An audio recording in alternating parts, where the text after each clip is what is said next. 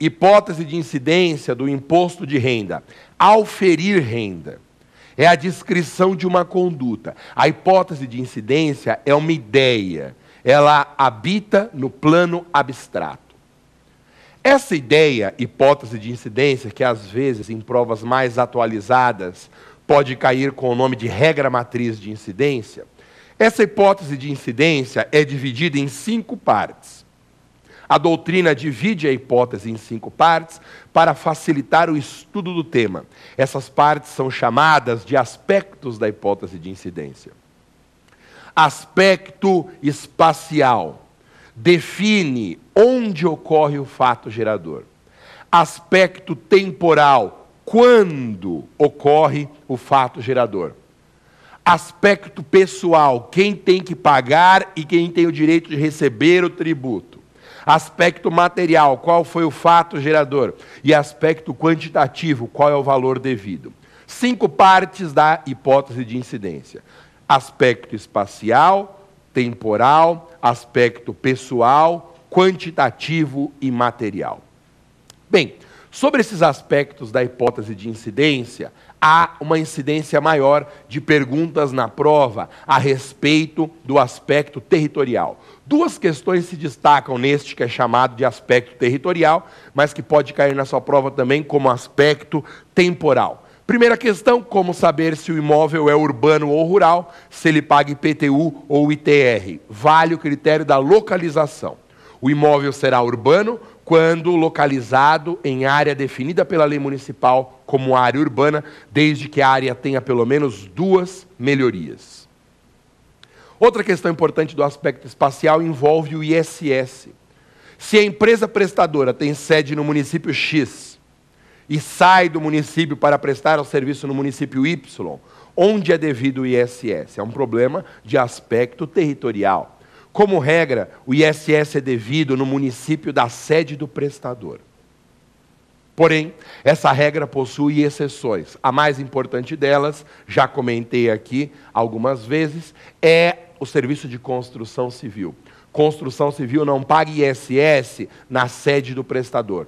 Construção civil paga ISS no local da prestação. É devido ISS, sim, sempre no local que tem sede de a empresas, a prestadora, menos construção civil. Construção paga no local da prestação. Essa é a hipótese de incidência.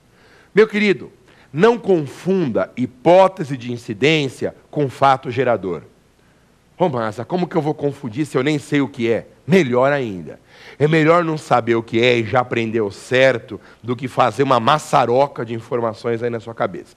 Enquanto a hipótese de incidência é uma ideia que habita no plano abstrato, o fato gerador é no plano real, ele ocorre no plano concreto. O fato gerador é a ocorrência concreta da situação descrita na hipótese de incidência. Lembra do caso imposto de renda? A hipótese de incidência é auferir renda. Aí alguém vai na prática e realiza essa conduta e tem um ganho patrimonial, aufere renda. Por exemplo, Renato aufere renda. Renato realizou o fato gerador do imposto. E aí aquela previsão normativa que estava lá no plano da norma, pega esse indivíduo que realizou o fato como numa armadilha. E esse indivíduo que realizou o fato gerador descrito na hipótese passa a ter o dever de pagar o tributo. No mundo inteiro, a cobrança de tributo se dá por essa lógica binária. A previsão legislativa, hipótese de incidência ou regra matriz de incidência, e a ocorrência concreta chamada de fato gerador ou fato imponível. Este nome fato gerador, apesar de um nome consagrado na doutrina, é um nome muito criticado, porque em direito não é o fato que gera nada. O que gera efeitos jurídicos é a incidência da norma sobre o fato, ou, se você preferir, a subsunção do fato à previsão normativa. Então, fato gerador é uma expressão equivocada, razão pela qual a doutrina tem preferido fato imponível, o fato sobre o qual se impõe a incidência da norma. Lembre que o fato gerador é o critério para diferenciar as espécies tributárias. O critério conceitual para a diferenciação das espécies tributárias é o critério do fato gerador. Para eu saber se um tributo é um imposto, uma taxa ou uma contribuição de melhoria, interessa o fato gerador. Diz o artigo 4º do CTN, que é o fato gerador que define a natureza específica do tributo. É o fato gerador que define o tributo. Homenagem ao J Quest, é o fato gerador que define o tributo. Bom, com a ocorrência do fato gerador, nasce a obrigação tributária. A obrigação tributária pode ser de dois tipos. Existe a chamada obrigação principal, que é sempre de pagar. Tudo que eu pago é obrigação principal, por isso que na obrigação principal eu tenho o tributo e a multa. No direito tributário, a multa também é obrigação principal. E eu tenho obrigação acessória. A obrigação acessória não é de pagar, ela é de fazer ou de não fazer. Perceba que o direito tributário diferencia a obrigação principal da acessória pelo objeto, pelo conteúdo obrigacional.